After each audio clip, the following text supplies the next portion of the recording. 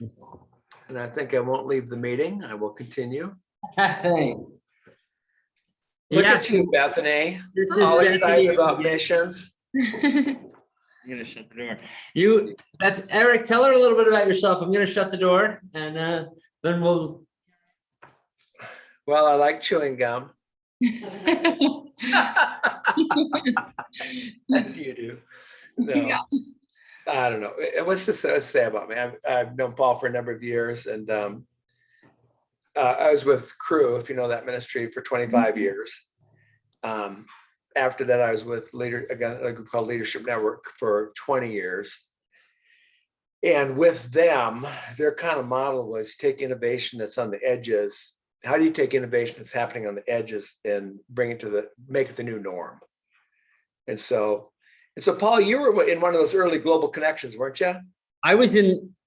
I didn't think it was one of the early early ones. focus? I think it was the very last one. Very last one, number 4. Yeah. Yeah, number 4. And out of that, you wrote a really good book. I want to say in a step, follow me. No, I got it. Think Aerosmith. Walk this way, baby. Yeah, walk this way. So every once in a while, so I found during COVID, they had little signs, walk this way, and I'd send it to Paul, so. Yeah, that was fun. So I was with Crew. I did in '89. We moved down to, so I was in my late 30s then, but we moved to Costa Rica to learn Spanish. So I took my family, we had kids 7, 5, and 3. It was for 8 months down to San Jose, and it was all emergence. There were two paths to doing it. One was 4 hours of classes every day, and then the other way was 2 hours of class, then 2 hours of practice on the streets every day. And so we took the second route, and that was as hard making that shift to learn a language. Do you speak a second language, Bethany? Yeah. So the younger you can do it, the better. Mm-hmm. But I took I carried a little notebook like this. With every word I learned, I'd write it down. Every phrase, I'd write it down. We just had our team training for our Kenya trip over the last weekend. Yeah. And I gave everyone one of those, and I said, listen, just start writing down some words and phrases. Make yourself a learner. Yeah, no, that's the way to do it. Because somebody said, the weakest ink lasts longer than the strongest memory. So you think, oh, I know that word. How could I forget that word? 3 minutes later, you've forgotten it. Yep. But it's interesting. So after 5 months, though, all of a sudden my brain just kind of clicked. Right. I didn't have to write down anything. I'd hear a phrase one time and I'd have it memorized. But my brain had to it was like reconfiguring a hard drive in a computer almost. Mm-hmm. And so, so we opened a number of ministries in Latin America and Spain, which was kind of fun. Did a lot of training down in South America. Where, I could teach and all that kind of stuff in Spanish, which was fun. That's the way to go. If you're going to be a cross-culture missionary, you got to do it. I've got a son that was 17 years in China with Crew. During the pandemic, they were in a retreat in Thailand, and the country locked up, and they just had to leave everything behind. Came back to the States for a year and a half, and a month ago they moved over to Istanbul. So now they were masters in Mandarin. And now they're learning Turkish. So that's what you got to do if you're that type of missionary. So what's your thoughts on missions? Tell me a little bit about your experience. I've wanted to be a missionary since I was 5. So yeah, I've always just felt like God put that on my heart. I really like people, and I just have a heart for the poor and the lost. So then when I was 17, I was able to go to Malawi on my first mission trip, and I absolutely loved it. And then I also was able to go to the Czech Republic and just see like a completely different culture and everything. And I liked it, but I liked Malawi a lot more. So yeah, and then now I'm studying intercultural studies here, and then I'll be going on the Kenya trip with Dr. Mack soon. And then I'll be going on an internship to Kenya too this summer. So what do you think? So Czech Republic, where were you in Czech Republic? We were by the capital, but like in a smaller like suburb, I guess. Mm-hmm. So what made Africa a better experience for you than Czech Republic? I think partly how the trip was run also. So like the Czech Republic one was a lot of basketball, more focused on basketball a lot. We were teaching kids there how to play and everything. It was like a whole camp type of thing. But then in Malawi, it was more like one-on-one with people, doing life with them, just like living with them in their community instead of like teaching them you know what I mean? It was really different. And I just liked the other one better. Yeah. And it's not like they don't have any good basketball players in Europe. Yeah. You know, this is basketball. Well, that's good. Yeah. And how long do each of these trips last? Not too long, like less than 2 weeks for both. Okay. How about the summer internship? 6 weeks. Okay. Mm-hmm. And where was the internship? What was the internship? It's gonna be in Kenya too. Kenya. Okay. Mhm. When you do that, what did they like? What made you want to do that? What did they say? Hey, if you go on this, here's what you're going to get. So I really wanted to do an internship in somewhere in Africa. I didn't know where. And I was like, I really want to do it for a longer period of time than just like a week or 2 weeks, because I think it'd be really beneficial. So then we were talking to someone from my high school, actually. They were like coaches at my school. And they were talking about this one organization that has an internship coming up. So my mom and I checked it out and I was like, oh, this does sound really cool. And they're like, yeah, you'd really like it. It's like you'd be living in an orphanage with kids and just doing different things like that. So then I didn't really know much more than that. So then I applied and had my interview with them. And yeah, they said I could be like traveling to different high schools in the area and stuff, and just spending lots of time with kids, which is what I love also. So yeah, I'm just really excited to see what God does. That's good. That's good. What's your long-term plans? I mean, when you talk about 5 years old being a missionary, tell me, where do you see yourself in 5 years? Hopefully somewhere in Africa. I don't know. Yeah. Yeah, I'm not too sure. I don't know, but definitely doing long-term missions, hopefully in Africa somewhere or wherever he calls me. But yeah. Well, good thing about Africa too, a lot of English speakers, Hmm. you know. Yeah, so no, that's good. And the interesting thing about missionaries and my kids, especially my kids, like I've done missions and I was at, campus ministry, we'd always call it, Hmm. stateside missions or whatever, a missionary on the college campus. But it's a specific calling that is very special, and so like my kids, I'm thinking, you're both honors graduates, Mandarin fluently, you really can't get another job, working with the State Department or something, but they just have a heart for the Great Commission and for unreached peoples, and give them their lives away, and that's what they want their life to count for. So I really commend you for the direction of your life that's going. So I got a couple things prepared, but what do you want to talk about, Bethany? What do you want to talk about? I don't know, anything, I guess. I'd love to hear more about your story and like what you've been able to do overseas and hear from you, I guess. Oh. Yeah.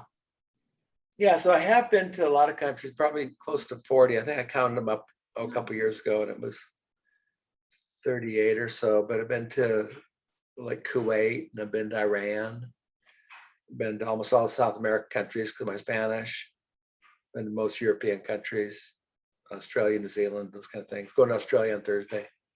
Mm-hmm. But it's been more of an equipping role. So when you have some specialties, when you know more about a topic than most people do, then you kind of get invited to places that you kind of want to go. Mm-hmm. So I had so one of the things I've been doing a lot too is working with people that lead city transformation movements. So people that can have a network of 100 churches or so in their cities. And I wrote a book about that with a friend of mine called To Transform a City. And so, because that's kind of a new area, cities, just in 2007, the world population became more urban than rural. And then people kind of thought, and then all the strategies that work in rural areas don't work in cities. So like something that's really big, like the Jesus film, has been seen by over 2 billion people. You show in the city, nobody shows up. You go in a rural area, it's party. It's hey, tribes getting together. They got this movie about Jesus, and serve some refreshments. And it's a fun evening of entertainment, but it can't compete with any Hollywood movies for sure. But they've done a lot with that. Yeah. But I do have, like, I've been to a lot of places, a lot of good places with good people. And there's never better people than people that have a heart for other people, right? Mhm.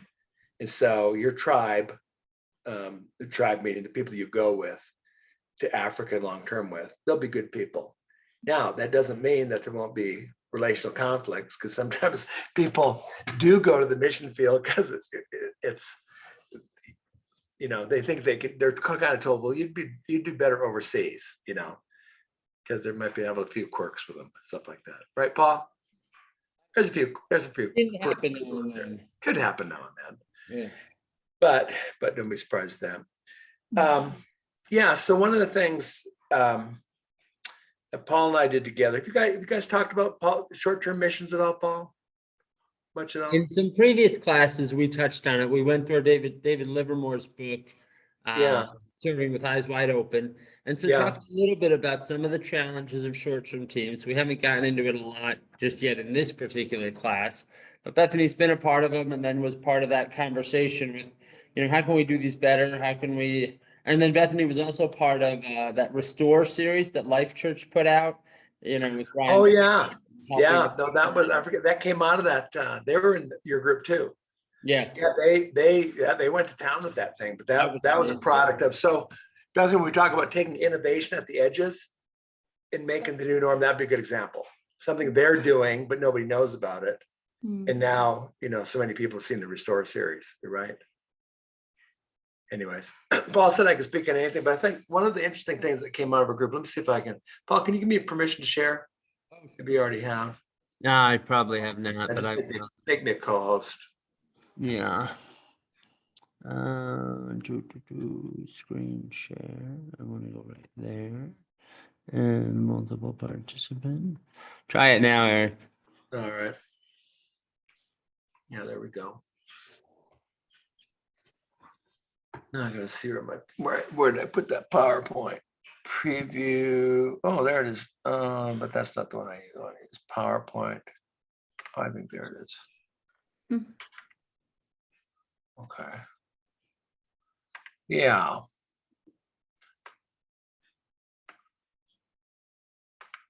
So share screen. Okay, you're there, right there. Thoughts on Yeah, short-term we're seeing mission that. share? Yeah. Mhm. So just a couple things. And I think it's actually pretty good. So in 1965, Paul, I can't remember. I think we probably covered some of this stuff when we were together, but Maybe.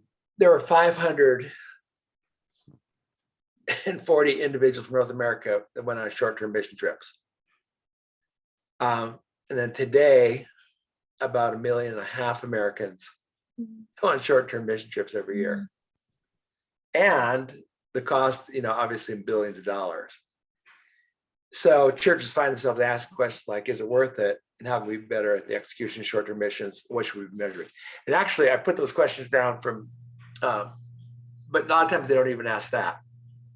They just said, did we do it? There's no criteria.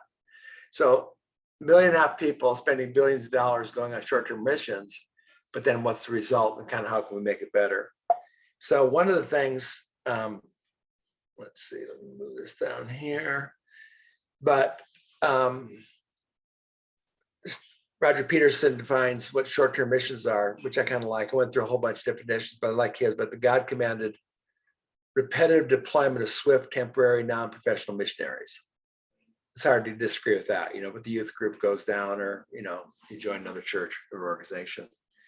And there's a biblical basis for them too. Jesus, before he gave the Great Commission, he did send out laborers. He sent out the 12, he sent out the 70, sent out the 72.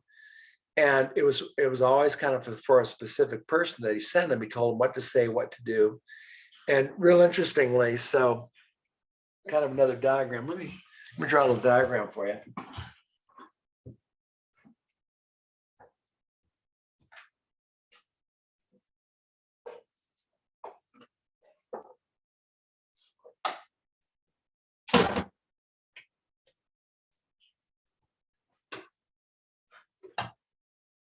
So, Paul, do you know the name Howard Hendricks? Oh, sure, from DT, Dallas Theological DTS, Seminary. yeah. And so he would say, and I think this has something to do with it.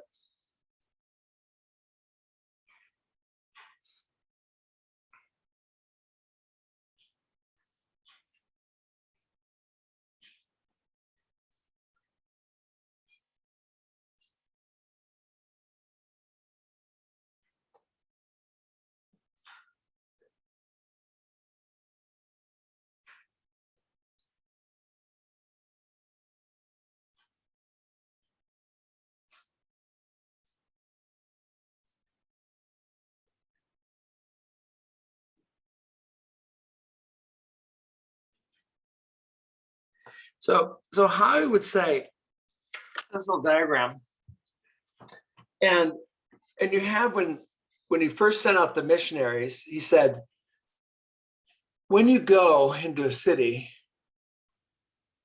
say this: the kingdom of God is among you. If they welcome you, then stay with them. Don't take this, take only this.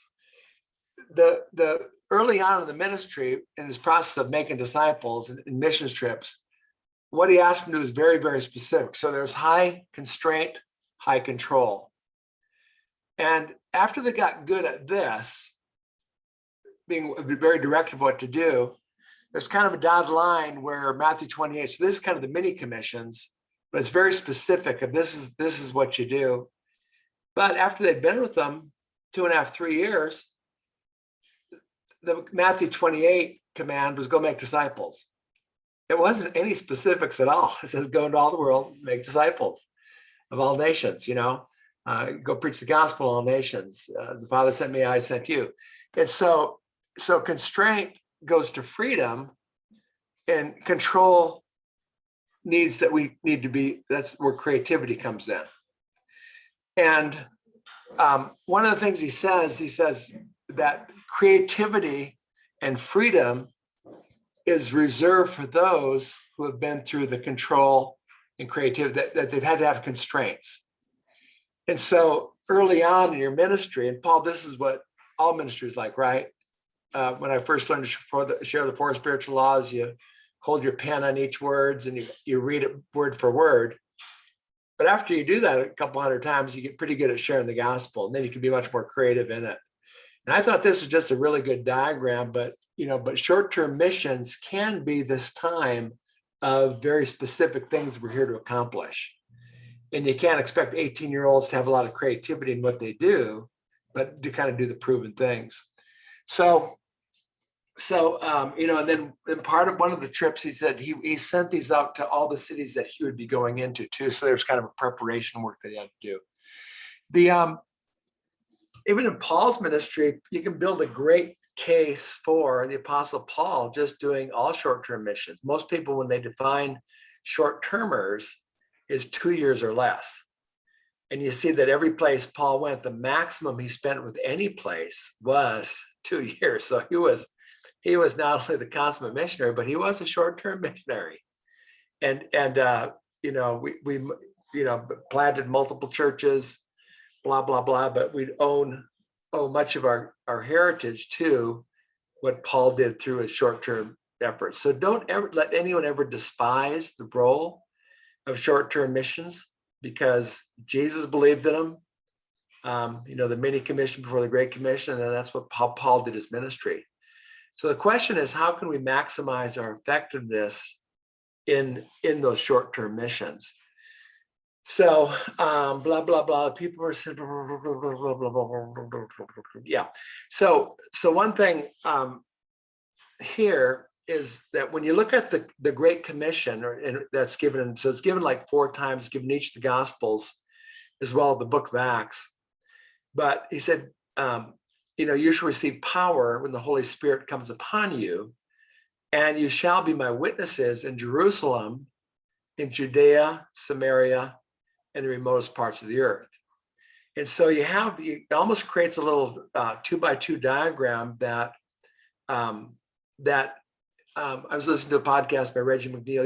Do you know Reggie? you know Reggie Paul? I've heard the name, yeah. But Reggie's just said, I was listening to some podcasts he has, and yesterday I was listening to one, and he said life is a short-term mission trip. Hmm. Every day is a short-term mission trip if we're on mission. It's not like we have to go someplace for it to happen. Because look at these the two vectors are along the horizontal line. And I'll send you the slide deck so you don't have to take many notes here. But I think this is a good one. But you have geography, and then the two types of geography, people that are close to you and people that are distant from you. And then you have culture and people that are similarly culturally close to you and then culturally different than you. So Jerusalem is you're on mission across the street. These are people, and so it's Tim next door. It's Cass and Matt across the street. It's Bree and Jesse across the street. It's Robert and Liz down the block. But people that are like me, and they're close. They're culturally close. They're geographically close. And so I'm on mission with them.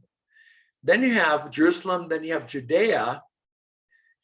And Judea was other Jews, but in different parts of the country. So they're geographically different, but culturally very similar. That's a second mission field that we're part of.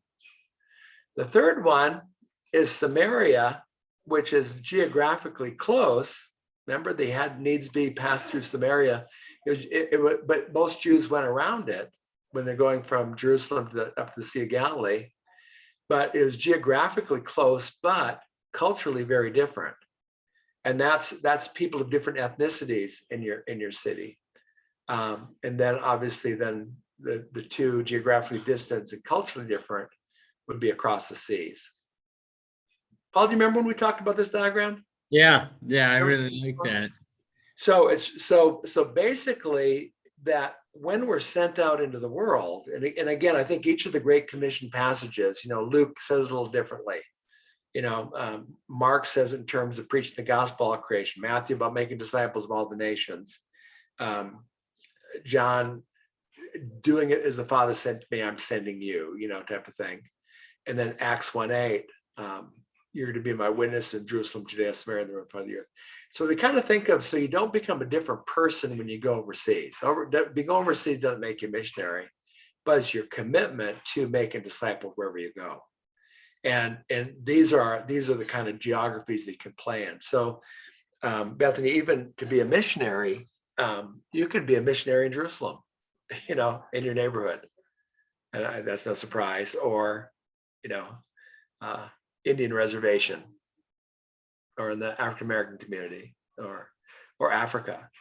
By the way, there's probably people in somewhere in a geographic neighborhood or in a close geography that have people that are part of the country that you're wanting to go to. Strangely enough, but that's just true. Let's see what else we got here. So, any questions on that, Bethany? Nope. Any thoughts on that? That's a pretty good gem, though, isn't it? Another easy way to communicate that too, Eric. I didn't remember all the details, but like me and near me, right? And so there are people that are like me and near me. There are people that are like me but not near me. There are people that are not like me but they're near me, and then there are ones that are not like me and not near me. Okay, so Paul, why don't you take that? Why don't you make that diagram? Make that your own then. There you go. Yeah, and you take that same thing, Bethany. You know what I mean? Yeah. And in your Bible, there's all those blank pages in them, but this would be a place either to, put some light tape on it or actually draw it in there so you can get it through. The other thing is, or another thing is, what I've done here. The Great Commission says, when you think go make disciples of all the nations, the verb tense that's used there, and it's translated in a couple translations this way, but it literally means as you are going, make disciples. Wherever you're going, make disciples. And Paul, I think you'll remember this little diagram here, but so what that means, what if we thought of mission trips as not only you becoming more of a disciple, but what could you do to make disciples once you're there? So it's not just like this, I'm going to go and make disciples. Somebody else is going to go become a disciple. But as you're going, make disciples of the kids you bring along with you, you know. And so you kind of have this matrix here where you can have on the horizontal vector is the impact on, now I can't remember, Paul, where I get the terminology from, but the goer guest, remember that? It's from Ticker, it was from somebody, you know. And then the host receiver. So people that go, the sent ones, the people that they're sent to. But I kind of like that terminology. We're guests, they're hosts, we're goers, they're receivers. But of having on the one being no impact on the person that goes, they come back exactly the same. And then just as bad, the people that you go to, there's no life change in them. And so I cut this out from a little piece that I wrote, but in every short-term mission, it's possible to measure the impact on the goer guest and the impact on the host receiver. And by having a numerical scale with 1 representing little impact and 5 representing a lot of impact, we have the ability not only to measure where we are, but also determine what steps we need to take to improve. The ideal short-term experience, which had a great impact on those who go and those who receive, would be a perfect 10, 5 plus 5. So a composite score that's 7 or above would reflect a worthwhile trip with at least some positive impact on the goer guest and host receiver. But any composite score of 6 or below begs the need for improvement. This short-term mission matrix can also be used for individuals and then collectively for groups. So if you look at this, and I think what this does, let me see if I have another slide here.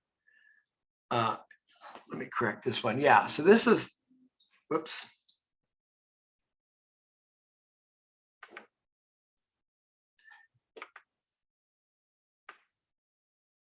Yeah.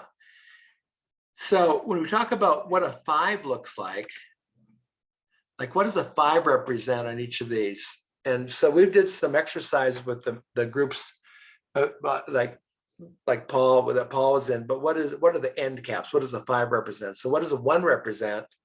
And what does a 5 represent for both the vertical and the horizontal vectors? So for example, a 5 for the goer guest could be, and you could just make it up what it is.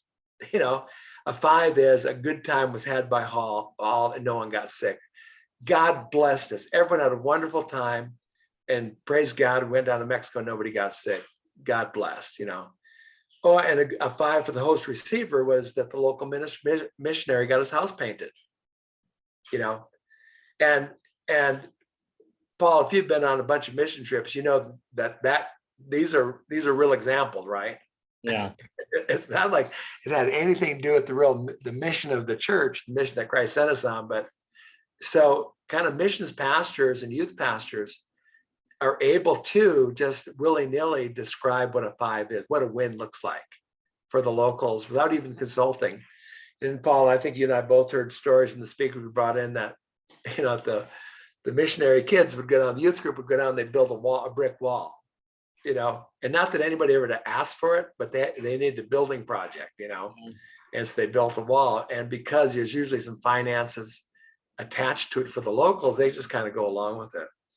And so Roger Peterson points out that because short-term missions are often led by youth pastors, the trips are destined to have little missional impact on the host receivers because the trip's objective often exclude any planned impact on the host receiver. The youth pastor normally has just 3 goals, all focused on the goer guests. For his kids, the youth had a good time, the youth get some basic discipleship, and the youth return home safely. And that's how you keep your job. If you just do those things, you keep your job. In other words, a successful trip, even if nothing, a trip can be successful, even if nothing positive happened in the lives of the people we went to. You want to talk about emotionally, or you want to process that a little bit, Bethany, from your experience, or maybe your experience was totally different than that, or does that resonate at all with you? Yeah, no, I'm thinking about where I'd put myself and like the impact for like the people we visited. I guess for like impact on myself, I'd say probably a 5 for Malawi.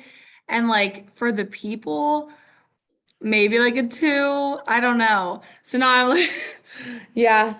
And then the Czech Republic, I guess like a 3 or 4 for myself, probably. Um, yeah. And then for the people, maybe 2 or 3. Yeah. Oh, Bethany, I've just ruined your day. But by knowing this, because you're going to be planning a lot of mission trips, and you'll be, if you're, Mhm. you want good church partnerships, you want good stateside people. But imagine that if you could change the way that mission trips are done, that make it a disciple making experience. That the brand promise in some ways is that you'll become more of a disciple, and you have some measurements what it means to be a disciple, and that you'll help them take a step in their discipleship journey and everyone that you meet. So even if you kind of get specific on what, like I think I did something the other day for a group. Yeah, it's kind of interesting. So if you look at, everyone's talking about spiritual growth and spiritual formation these days, and but very few people actually look at what Jesus said it means to be a disciple. So he says, by this all men you'll know that you're my disciples if you what? Have love for one another. And so that's kind of an earmark, that love is the ultimate mark of a disciple.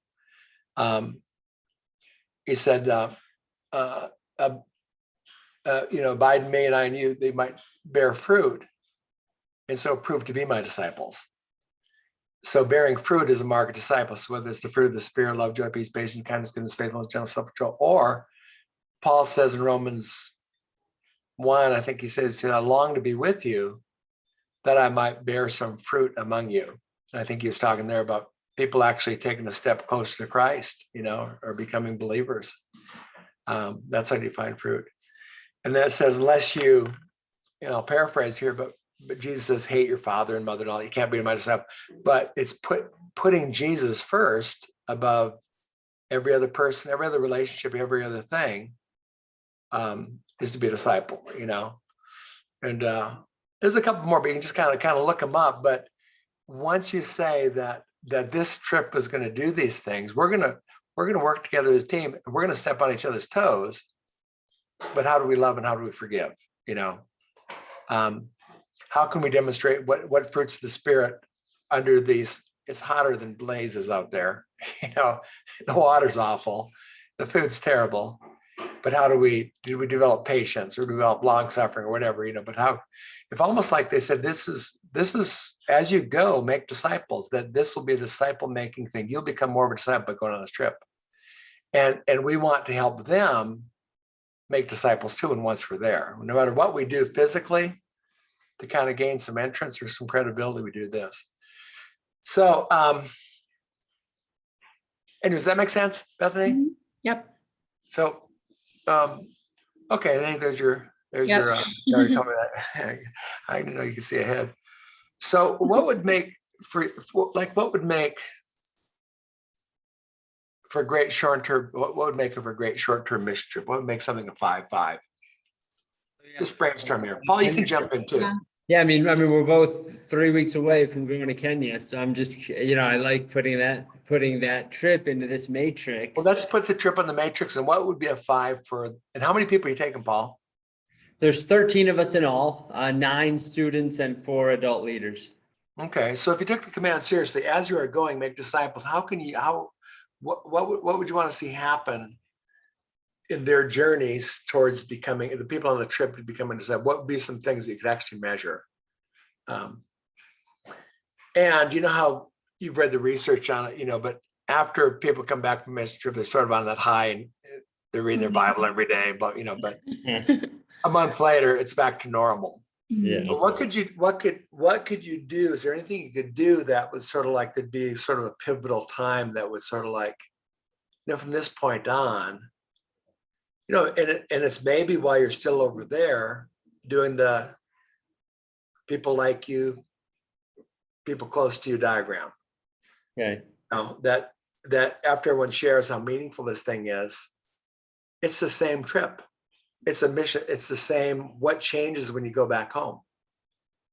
here we're geographically, we're far away from home. We're far away culturally, but the command is the same for culturally close, geographically close, maybe if there's a connection there that people made some solid commitments, like what worked there that made you, what did you do here that made you feel so dang good and so worthwhile for spending all this money and time to do? What would prevent you from doing that at home? And let's meet a month from now and let's take the lesson. You kind of trick them into it, Paul. Here's all the lessons they learned here that was impactful on these people. And then once they write it all down, now the application is, now you're back home. How can you do this with your neighbors? Kids in your dorm and all that kind of stuff. And then, and kind of the idea, like, what if you had the idea that sometimes people need the reality of an overseas missions trip to understand the principles of what changes their life, what changes others. And now they have a field now to apply it back home.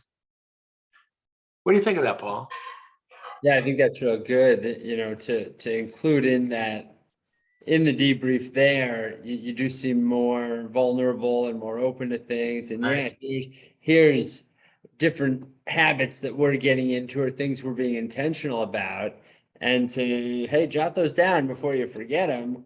And then, like you said, what's stopping you from doing that back home? When the culture is not forcing that, when we're not, having morning devotions and evening debriefs.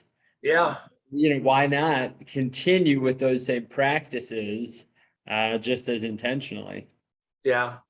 Actually, I mean, it'd be a good thing to experiment on. And even for, just for stewardship too, Paul, how can you use this trip really to make disciples of the people that are there? And then obviously, what a discipleship, could you move them up the scale? Yeah.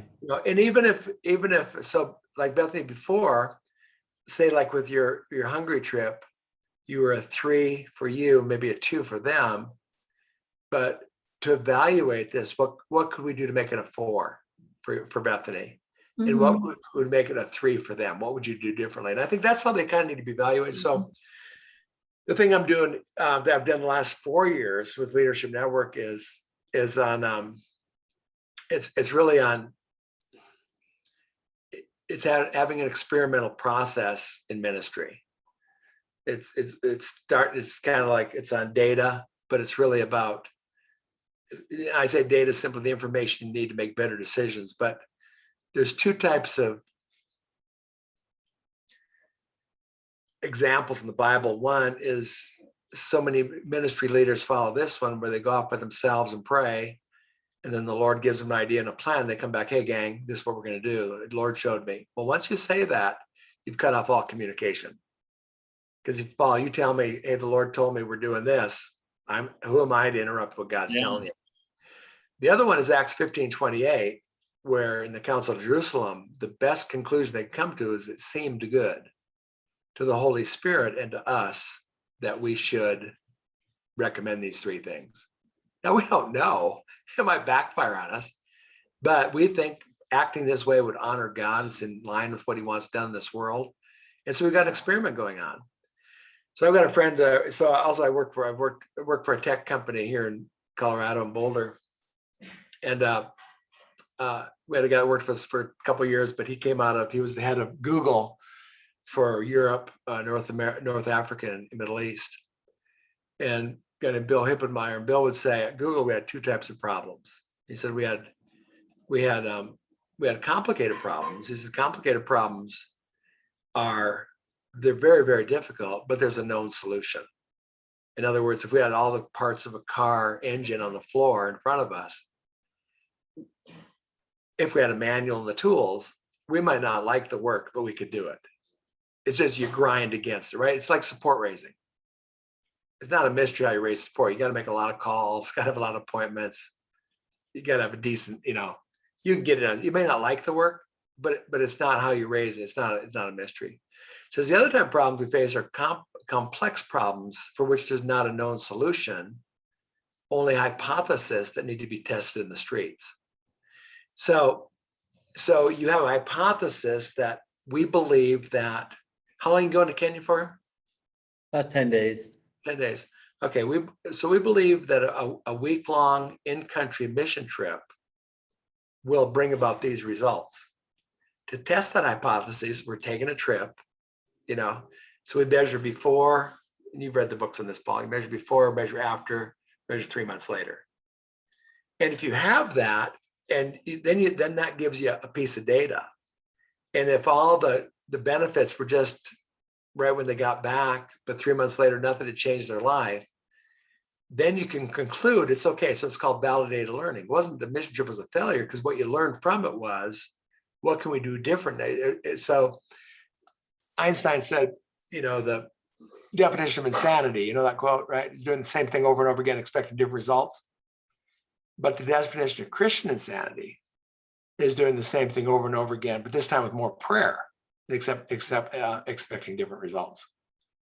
And I think we're just guilty of that sometimes, rather than thinking, gosh, 3 months later, there was no difference at all. These people, and they'd be disciples. So what would we do differently? And you try different things.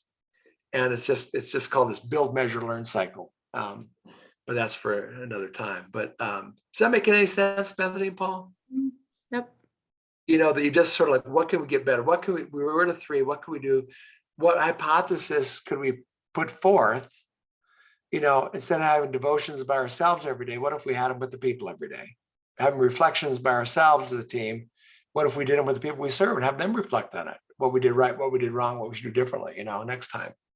And you just kind of keep in this experimental mode to get better and better.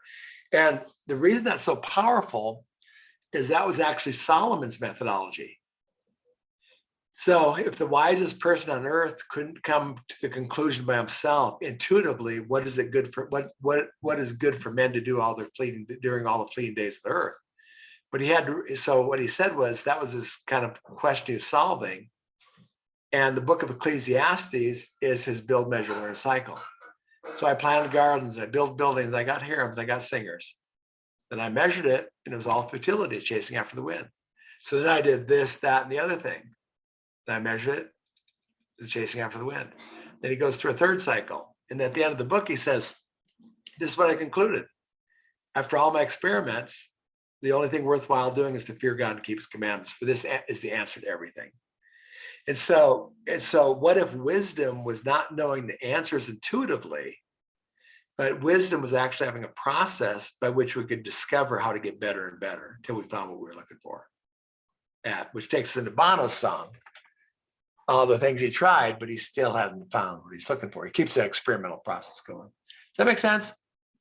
So again, no matter what you do, the next time you do it, what can you move those numbers up?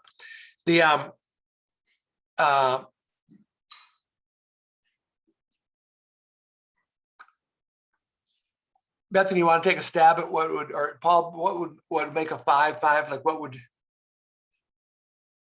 just off the top of your, I'm not holding you these, and Bethany, don't hold Paul to these, because these are off the top of his head, but just. Why don't you do one, and I'll do one. You can Yeah. do the 5 for the Kenyan hosts, or 5 for a team, and I'll do the other one. Yeah. I'll do the team. All right. I think a 5 for the team would be that we were able to grow together as a team and work together and get to know each other well and just work together well. And with doing devotions every morning, that we'd actually benefit from that and not just waste the time and actually take the time to grow in the Lord together, because that's the most important part. And then after the trip, not to just ditch them all, you know what I mean? Actually keep up those relationships and stuff, and maybe have a Zoom call twice a year, you know what I mean? I don't know, nothing huge, but keeping that up, so then it's still a family. I feel when you go on a mission trip with the team, it's kind of like a family for that time being, you get so close to them. And then when you come home, you all live in different places, and then you're oh, gotta get back to my own life. But then, you know what I mean? So keeping that connection with them. That's good. Paul, what would you say? Yeah, I'm thinking through kind of our Kenyan hosts, and I think a couple things that come to mind with the 5, right? That something would change in their connection with the global body of Christ. global travel is a whole lot easier for us than it is for people in rural Kenya. But for Yeah. them to still get this sense that, they might not ever get on a plane and go across the ocean, but to know that they're connected, right? The Spirit of God connects them to brothers and sisters around the world. And so part of it does kind of elevate, their own sense of community, their own sense of connected to God's mission. I think also in that 5 category has to do with knowing that God has given them what it takes to move forward. And I guess I'm just thinking of it in the opposite, for them to think the only reason we're moving forward as a community is because of the outsiders, because the Americans' money or support or work, right? I think that would be a negative thing. But for them to say, wait a second, glad those guys came and they helped us get over some hurdles, but we've got this, God's here, God's present. We can keep making our schools better, expanding our church's footprint, business training, things like that. I would want them to feel the empowerment to continue on this path of development that they're on. Yeah. One of the things, I think we did this, but I think Bethany might like this. So I think I need to stop share. Then I need to start share again. Let's see. Yeah. Remember this one? Why did it all turn out like this for me? I had so much promise. I was personable. I was bright. Oh, maybe not academically speaking, but I was perceptive. I always know when someone's uncomfortable at a party. It all became very clear to me sitting out there today that every decision I've ever made in my entire life has been wrong. My life is the complete opposite of everything I want it to be. Every instinct I have in every aspect of life, be it something to wear, something to eat, it's all been wrong. Tuna on toast, coleslaw, cup of coffee. Yeah. No, wait a minute. I always have tuna on toast. Nothing's ever worked out for me with tuna on toast. I want the complete opposite of tuna on toast. Chicken salad on rye, untoasted, with a side of potato salad and a cup of tea. Well, there's no telling what can happen from this. Yeah, chicken salad's not the opposite of tuna. Salmon's the opposite of tuna, because salmon swim against the current and the tuna swim with it. Good for the tuna. George, that woman just looked at you. So what? What am I supposed to do? Go talk to her. Elaine, bald men with no jobs and no money who live with their parents. Strange women. Well, here's your chance to try the opposite. Instead of tuna salad and being intimidated by women, chicken salad and going right up to them. Yeah, I should do the opposite. I should. If every instinct you have is wrong, then the opposite would have to be right. Yes, I will do the opposite. I used to sit here and do nothing and regret it for the rest of the day. So now I will do the opposite and I will do something.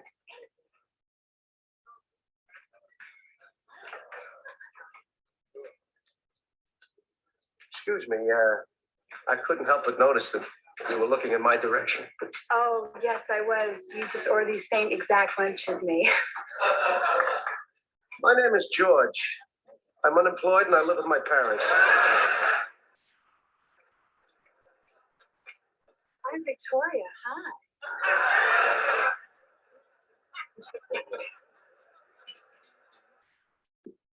How things going?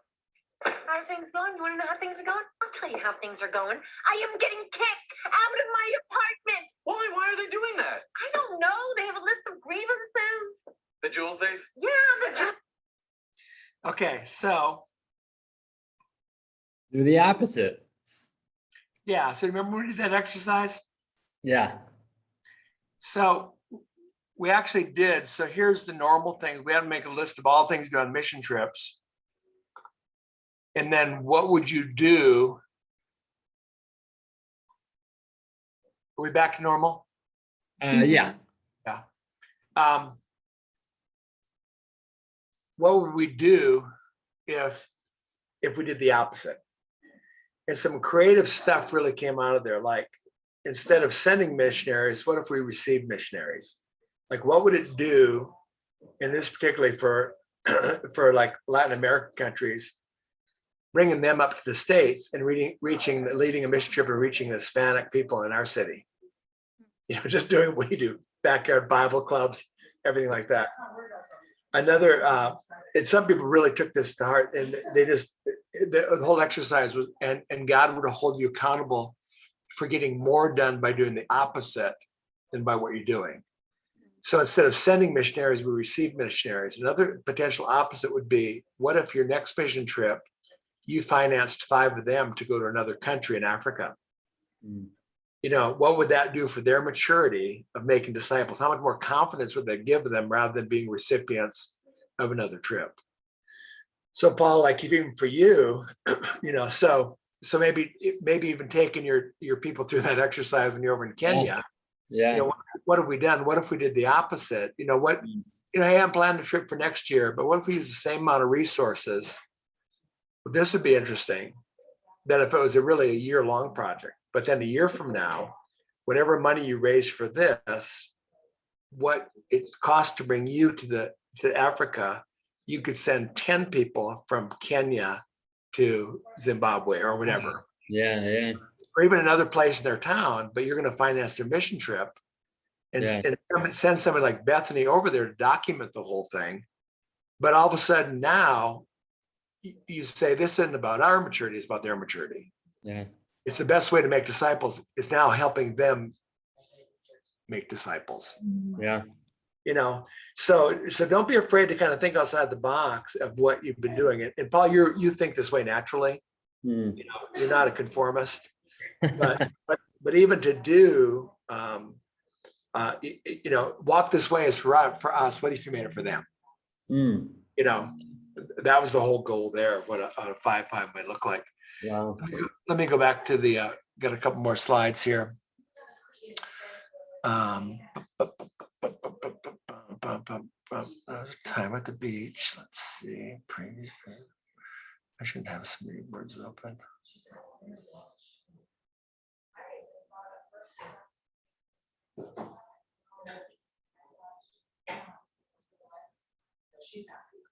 Oh, there it is right there.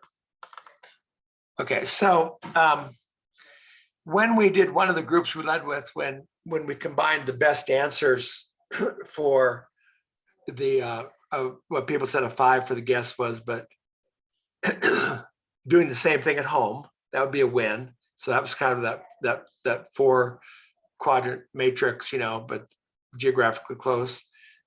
Being different, praying, values, and activities changing, transformation, continuous commitment, heart change, life. These are all kind of generic. Spiritual growth, long-term change, face on suffering, continued engagement here and there, making disciples, lasting change, advance the kingdom, asset-based community development, mutual brokenness restoration, lifetime advocate. And so the big idea there was, am I more of a disciple of Christ as a result of going? And a 5 for the host receiver. Release for sustainable components, see us as actual partners, not paternalistic, better equipped to do their mission, change lives spiritually and physically, see the love of Christ, meet their goals, seeing some new believers, make some disciples, lasting change, advancing the kingdom, asset-based development, mutual brokenness restoration. They're saying, please move here. But then I think the ones that hit the top are they better able to make disciples as a result of us coming? And so I think those are 2. So the end caps, those are pretty good starting places right there. Keep going. So I don't think I have anything more. I think that's it. And that's great stuff. Bethany, were those some gems or not, huh? That was really good. Yeah, thank you. I'll send you, during the time I wrote before, when I started this Global Connections Leadership Community, I interviewed 50 some pastors, senior pastors of large churches that are mission pastors of large churches. And then I wrote a composite of all my interviews in a paper called 9 Game Changers for Global Missions. It was written in 2010. It might be a little out of date, but it's all. I've got it downloaded, Eric. Yeah. Well, here's what. Yeah. Oh, you do. Okay. Yeah. So you can give it to her. And then I did another one on Yeah. short missions. But here's what. Here's the group, Paul. And this might be kind of fun, Paul. Let me see if I can find this up here. Yeah, send me that anyway, though. You know, I will. I remember getting it back then, and I downloaded it. I can send it to you to give to your class too, but we'll do one more quick video. Let's see. Yeah, so here's a little video I made as a result. Remember this, Paul's little 3 minutes long. Check out this verbo. Oh, man. Michael, they were cousins. So this is the group. There again. This is the group Paul Work, was. learn, and play around the world. See, the world we live in is changing. Globalization, urbanization, Sharing it, Eric. and Oh, I'm technology sorry. are shaping the way people live, work, learn, and play around the world. Yet in the midst of our changing world, what most churches Let's see. I got to go back to screen share, don't I? Yeah. Come on, you're the technology guy. I know. But you still have short-term memory problems, So I think it's right here. Yeah, Yeah. right there. The world we live in is changing. Globalization, urbanization, migration, and technology are shaping the way people live, work, learn, and play around the world. Yet in the midst of our changing world, what most churches do in global missions is simply a repetition of what they did last year, and the year before that, and the year before that. And that's a problem. Peter Drucker, the father of modern management, once observed, anytime an organization fails to change at the rate of the world around it, that organization is doomed to failure. Are North American missions doomed to failure? Meet Bob.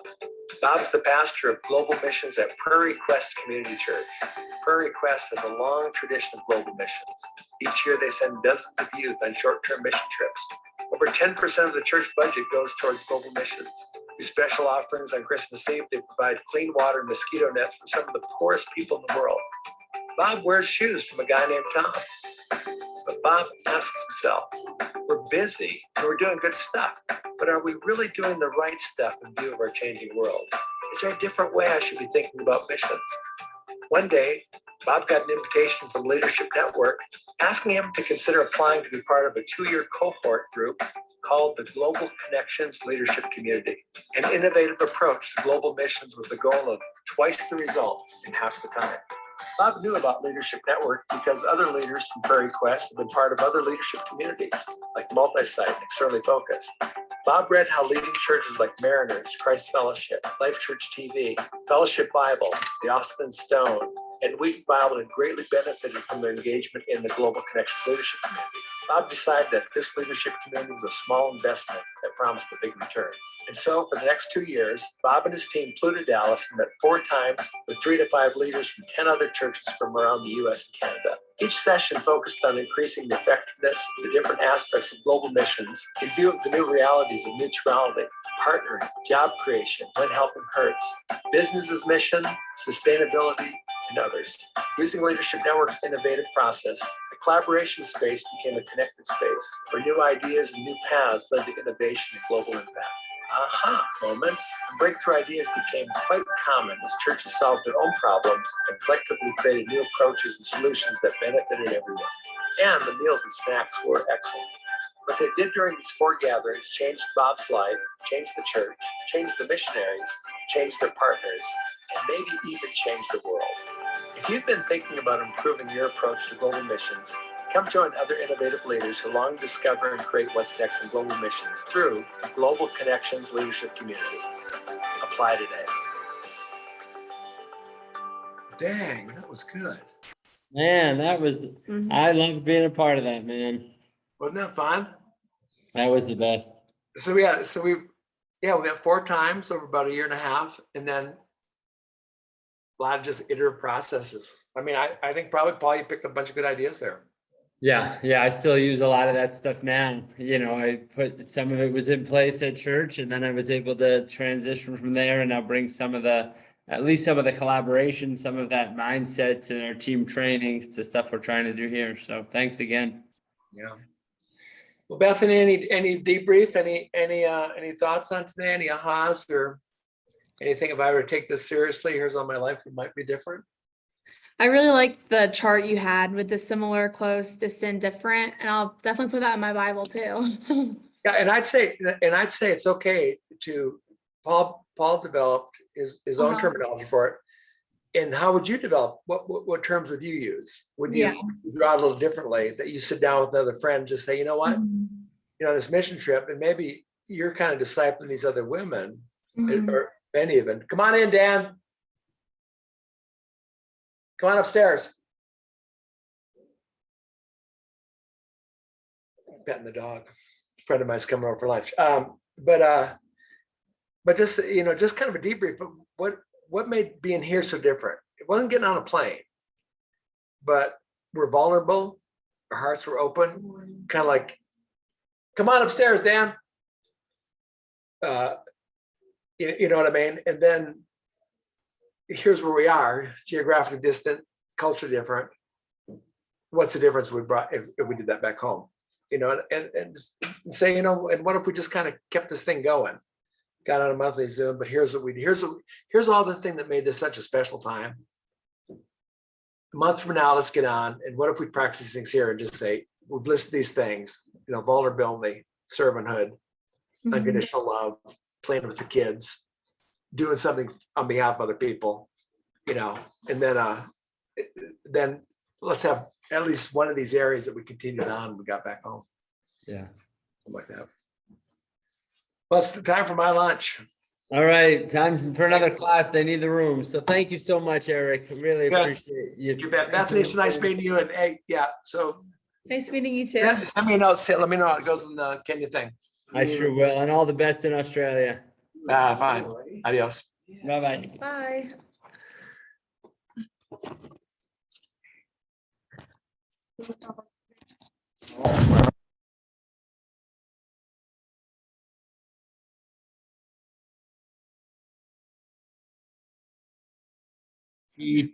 I had been trying to get him in and he